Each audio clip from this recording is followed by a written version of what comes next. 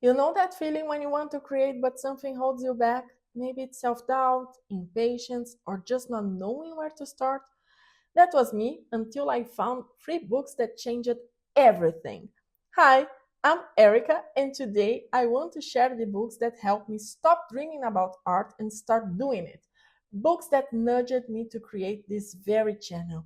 If you've ever felt stuck or overwhelmed in your creative journey, this video is for you. I've always known how important art is. As a kid, I spent hours drawing, painting, watching TV shows about art, and even taking classes. Art was my happy place. But as I got older, my impatience to get good fast and my tendency to self censor kept me from sticking with it. The fact that drawing became part of my job in some way kind of took the pleasure away from me also. And then, even though I have changed career paths, I would simply put this aside. Every time I tried, I'd abandon projects almost as soon as I'd start them.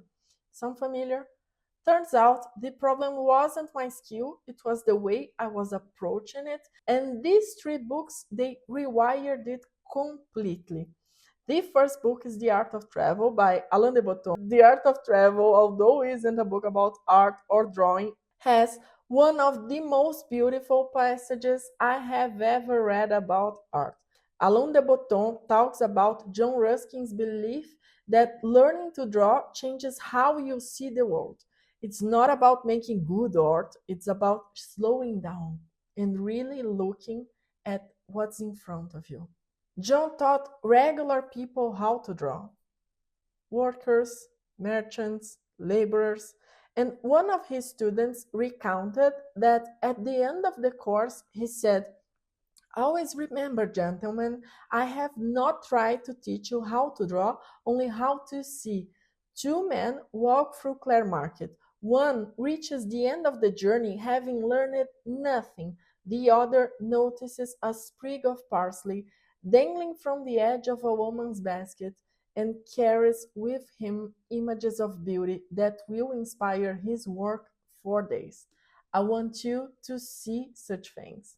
That's it for me. This quote alone could have ended this video, but I have to confess, even though it inspired me to return drawing, it wasn't enough. I still wasn't doing it consistently or making it an intentional part of my routine.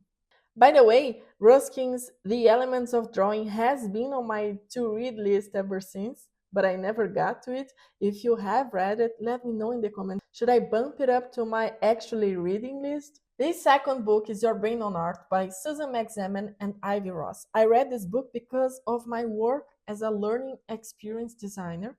I'm fascinated by how the brain learns, and it is part of my job studying it. But what struck with me was how it confirmed some things that I'd already started to feel and think. Mainly that art, not only drawing, is essential for clearing our head, helping us heal, cope, and deal with things we sometimes can't elaborate with words. The book also confirmed Ruskin's view. Drawing helps train your eye, and even this simple art of doodling can help sharpen critical thinking skills. As a since always doodler, I especially love the part where the authors explain that using functional near-infrared spectroscopy, researchers found that doodling, coloring, and free drawing all activate the prefrontal cortex, the area of the brain that helps us focus and to find meaning in sensory information. Their findings also showed that this simple act of doodling increases blood flow and triggers feelings of pleasure and reward. It turns out doodlers are more analytical, retain information better, and are better focused than their non-doodling colleagues. This gave me the push to make art a regular, guilt-free part of my life, or at least that thing I call doodle therapy that I've mentioned in another video. The third book is Still Like an Artist by Austin Kleon. This is a classic. I thought if I should keep it here because it is on every YouTuber's list, But I know, although not so groundbreaking, very obvious, Still Like an Artist by Austin Kleon left his mark on me. Now, I'll be honest. I have some issues with this book when I first read it back in 2018, not with the book itself, but what people have made using the name of the book as an excuse. But its core idea stayed with me. Creativity doesn't come from thin air, it's about remixing and reinterpreting what inspires you. And that's how this channel started, with a mix of things I've always loved: art, storytelling, and sharing what I learned. I especially love when Austin reminds us that success is more about doing the work consistently than being uniquely talented. This is one of those basic things that we keep forgetting. I know I said there were three books, but actually, I have to have a bonus mention to The Artist's Way by Julia Cameron. Okay, confession time. I haven't finished this book.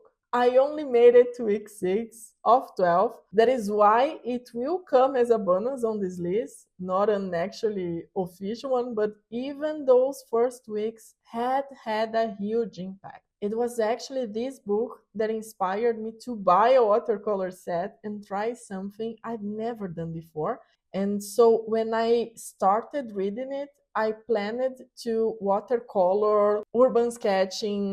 urban sketching, using watercolor journaling during my artist dates. And that little experiment, it turned into a passion, and here we are. I still plan to restart and actually finishing this journey next year. So let's see what else this book reserves to me. These books didn't just teach me about art, some of them aren't even about art, but they reminded me why I loved it in the first place. And I would risk to say they remind me that art is a basic human need.